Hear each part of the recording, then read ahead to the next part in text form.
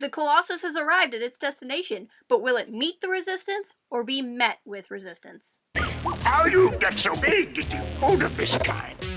Hello guys, it is that day of the week again. We're going to talk Star Wars Resistance. Today is the second episode of the second season called A Quick Salvage Run.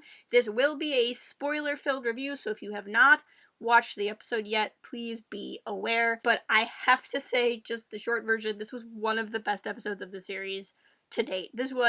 I think this is what more people were probably expecting out of the season 1 opener, although I like that we kind of got the emotional opener, and then we got this more action-packed episode. Not that there weren't emotions in this episode, because there absolutely were. This had absolutely so much of everything. Like I said, the show is not waiting to get to any point that it's talking about it. It was just incredible. To get into the episode itself, again, we have the big pivotal thing going on being the relationship between Kaz and Tam, and if there can be healing and forgiveness there, and what's going to happen. I really liked the turn that this episode took. So we had been wondering with last week, would Tam turn in Kaz? From a story sense, you want that to happen because you want that conflict. From an emotional standpoint and from a character standpoint, I don't want that to happen because I don't want Tam to take that turn. And the writing in this episode found a brilliant way to have that, to have the cake and eat it too. Tam is trying to once again listen to Kaz's message, and who would walk in on her but Jace Rucklin. Rucklin is so frustrating and brilliantly voiced by Elijah Wood. He's been a through character. We saw him in the season finale. There's a part where Tam and Tierney are walking down the hallway and you can see Jace kind of walking along beside them. We knew he was with the First Order. This is the first time we were seeing him in the episode, even though we've seen him on a poster previous to this, and I really like that he found her out in the beginning. So then the conflict becomes, does Tam rat Kaz out or not? Because if she doesn't, then Jace will rat her out, and he's very honest that I'm gonna do it. Like, I'm gonna follow duty, I'm gonna follow orders and rat you out if you don't, but I'm gonna give you the opportunity to do it. We have Tam kind of betraying the Colossus crew back, but she's doing it also a bit out of self-preservation. She's starting to figure out that she's kind of afraid of where she's at, and she is kind of questioning that decision. It's something we see done so well. The voice actress for Tierney, Sumali Montano, I might be saying that name really wrong, and I'm really, really sorry if I am, but she plays Tierney so well. Like, I was listening to the episode with headphones and just like listening to her talk to Tam and like whispering in my ear. I was curling up in a ball. I couldn't handle it. She plays it so well, and Tam is kind of aware, I think, at this point that she's making a mistake and that she's around people that are not really looking out for her best interests like she thought. And I think to a certain point, Kaz's apology is heartfelt, and he's saying, I screwed up, I lied to you, I know I made a mistake. To me, one of the most heartbreaking things about this episode, to kind of get ahead of it for a minute, is that Tam never gets to hear that whole message. You know, Tam turns in the communicator after only hearing about the same amount of message that she heard in the first episode, gives it to Tierney, and then Tierney shows up and is like, I listened to the message and it must have hurt you so much to hear it. I realize, you know, Tam is both afraid of how close and manipulative Tierney is being in that moment. She's having that back and forth of is she doing the right thing or not, but there's also that pang of she never got to hear all of Kaz's message, and we haven't gotten to hear all of Kaz's message, so we don't know what he said either, but Tierney has, and the kind of almost personal violation of that, of Tam's privacy and Tam's relationship, it's just so terrifying. It's weird to be smiling about it, but it's just the writing in the episode was just so brilliant. I can't get over it. But I really like that that's the way they chose to make the dynamic.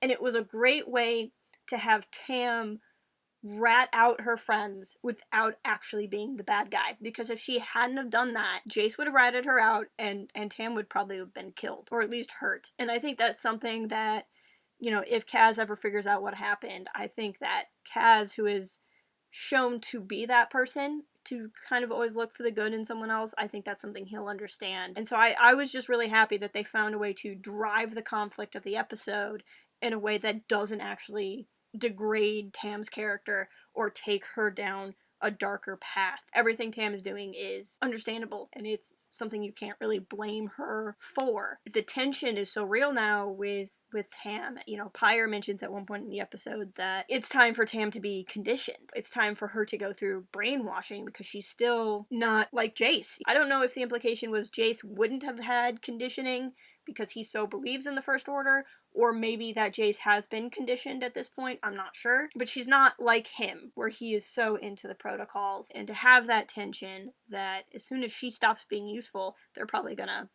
scramble things up. And I'm worried about her, and I hope that she finds her friend soon so she can go home, because I think she's figured out that she is in over her head way, way, way too far. Another parallel that's going on there is the continuation of Sonara's storyline.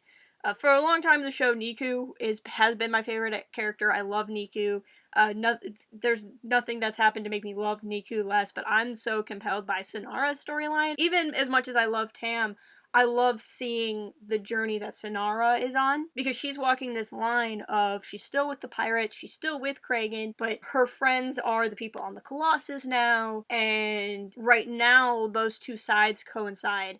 But it's not going to stay that way forever, and I think she knows that. And to even see her find out that Kaz has reached out to Tam, and to say, you know, can you still trust her? And Kaz's response of, well, I trusted you, didn't I? That is the core, again, of the emotion of the show. It's easy to forget with the way the season finale went, and with the way these two first episodes have gone, that Tam isn't just connected to Kaz or even to Yeager, that Tam and Sonara had this friendship. And the first couple episodes we got Sonara in, and that Tam was always worried about Sonara, and Sonara didn't lie to Tam about being the Resistance or fighting the First Order, but she did lie to Tam about being a pirate. Tam might not know that yet, but they have their own thing that they have to work out, and whatever kind of dynamic is in between those two characters. And to see Sonara also struggle with Tam, for lack of a better word, betrayal. Again, I don't blame Tam for anything she's done, but I don't know a better way to talk about it. To see Sonara also struggle with that, but knowing that she has also kind of been on the wrong side at a different point in time, is just really compelling, and I think that it would be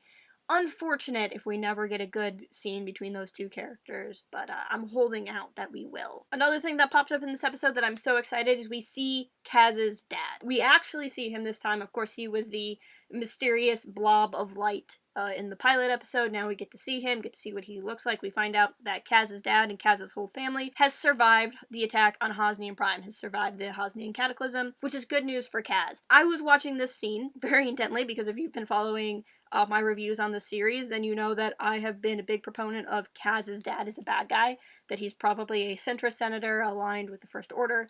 So I'm watching this scene to figure out, you know, how's my theory holding up after today? The big thing is that he knew about the battle between the First Order and the Resistance on Dakar, and what I don't personally know is how public that fight was. So is it telling that Kaz's dad knew that there was a fight on Dakar and that the Resistance was wiped out, or is that just all over the HoloNet and it doesn't mean anything? So that's the one thing that could be a clue that I don't necessarily know. It is oddly convenient that Kaz's whole family wasn't on Hosnian Prime. You would think that if he's the senator from Hosnian Prime, they would have a home there, so were they on vacation? Did he just think something bad might be happening? We don't know. So basically, I saw nothing in that scene to make me think that my theory is no longer a thing, but I also saw nothing in that scene that actually proves my theory either. So I'm about right where I was, which is fine. But it was great to finally see Kaz's dad, and the voice actor Zima is one of my favorite kind of character actors from television, and to hear him be a part of the show and have him be a part of Star Wars is something really exciting to me as well. Two smaller points. One, I loved Niku's I want to be a pirate, and he's like playing around being a pirate, and he's like asking pirates about being pirates, and he's like carrying all the salvage and stuff, and it lasts exactly as long as it takes for him to realize that carrying salvage is heavy.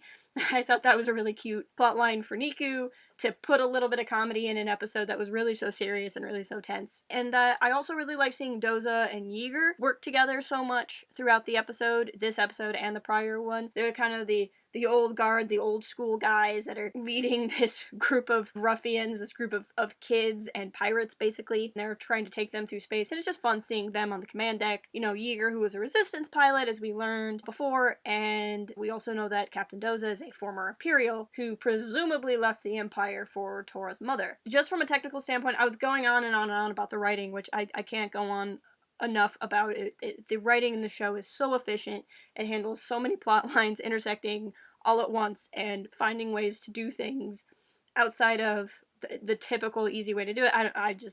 It was phenomenal. But the animation in this was so good. The way the spaceships looked, the shot of the pirates flying out of the crashed dreadnought as it explodes, like everything just looked so good. There were so many just good shots throughout this episode. I think a lot of people will be happy. I know I'm a fan of the slapstick humor in the show. I know there are some who are not a big fan of the slapstick humor in the show. This was one of the episodes where Kaz kind of shows his true colors. He's not the bumbling goof in this particular episode. They leave all of the humor to Niku. We got to see Kaz, actually catch the thing that was falling, because he's, had a lot of experience at trying to catch things that have fallen because of him. So it's good to see him having an episode where he's more accurate in what he is trying to do.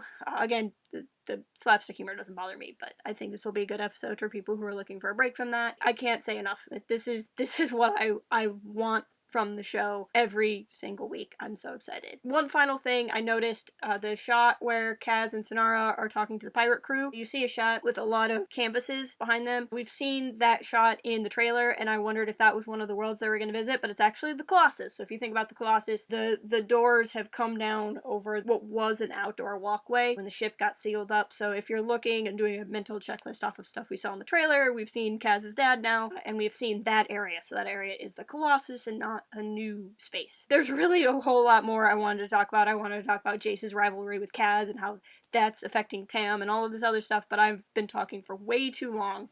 Again, I absolutely love this episode. If you're not already, please follow us on all of the socials. Join our Discord. Come talk to us about the episode.